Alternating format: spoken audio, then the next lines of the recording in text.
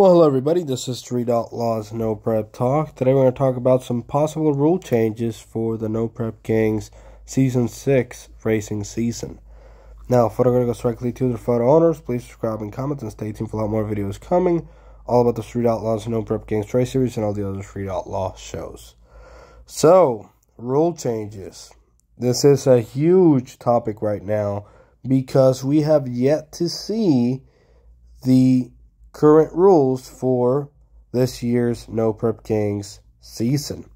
Now, I've talked about this a lot. There's been a lot of talk in between the racers and Discovery and Pilgrim and pretty much everybody involved on what the new rule changes are going to be for this year.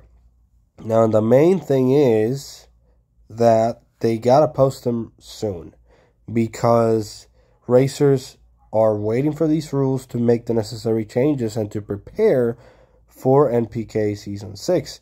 And No Prep Kings starts in May. So why do they take a lot of time to make these rules since Season 5 ended in October? I'm not sure. But hey, I'm not a rule maker. So what I've heard between the racers and even hearing it from Sam at the PRI show last year, there are going to be some changes, but nothing major, because the bottom line is that Sam and the powers to be, they know what ET and mile an hour everybody is running. Even though the racers don't know that, the tower and the track and the powers to be do know what Ryan is running, what Jim Howe is running, what the Nitrous cars are running. So they know what adjustments they need to make. Now, I've heard in between the racers that they're going to penalize the screw blower, possibly take a little bit of overdrive out of them. I've heard 92% over instead of 98% over. That 6% overdrive on a C rotor is probably worth 2 pounds of boost, depending on the engine and the air, but that's what I've read. I mean, 1 to 2 pounds of boost difference in between 98% over and 92%, or roughly a 6% difference. I've also heard ever since Ryan ran the 144 ProCharger that particular ProCharger was going to be outlawed. So I don't think that's a bad idea because it's not legal in any other racing organization. I mean, it's not legal in Pro Mod, it's not legal in PDRA. So that big 144 blower should not be legal in NPK.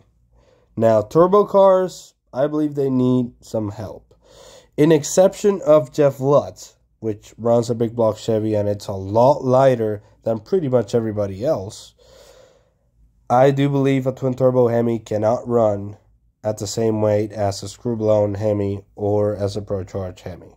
I mean, that's just what I've seen last season. Unless you have a small block twin-turbo combo or a big block Chevy combo that actually have weight brakes, I don't see a twin-turbo Hemi running with a blower Hemi or a ProCharge Hemi unless you're racing at Bandamere or some of the high altitude tracks. But when the air is good, I do not see a twin turbo car, whatever the engine combo is, running with a blower car unless they're much lighter. So I'm pretty sure they're probably going to take a little bit of weight out of twin turbo cars. Even though they make the most power, they don't generate the downforce that the blower cars do, and they're a lot tougher to tune, and usually the track is not really good past the 330.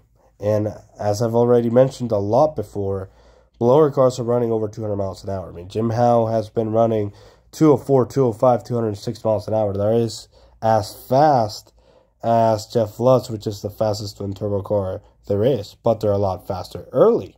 So on the good tracks with good air, I don't see a twin-turbo or a single-turbo car running with a blower car or a ProCharge car. Now, nitrous cars, I mean, some of them can get down to weight, but they don't make the same power as anybody else.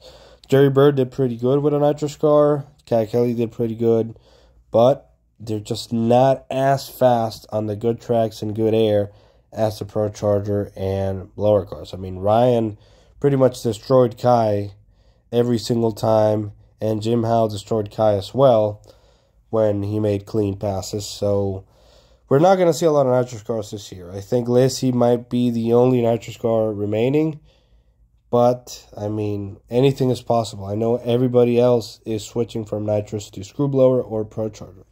Other combos like the Roots Blowers, I'm pretty sure they're going to get weight out of them. I mean, they're going to get some weight breaks because they're just not fast enough comparison-wise to the Screwblowers. So, let's see what happens. I mean, these are just assumptions from what I've heard and what I've heard racers talk, but the bottom line is, when they release the rules, which should be really soon, I'll talk about them, and we're probably going to see a couple of racers change their combinations once the rules get released. So, let's see what happens.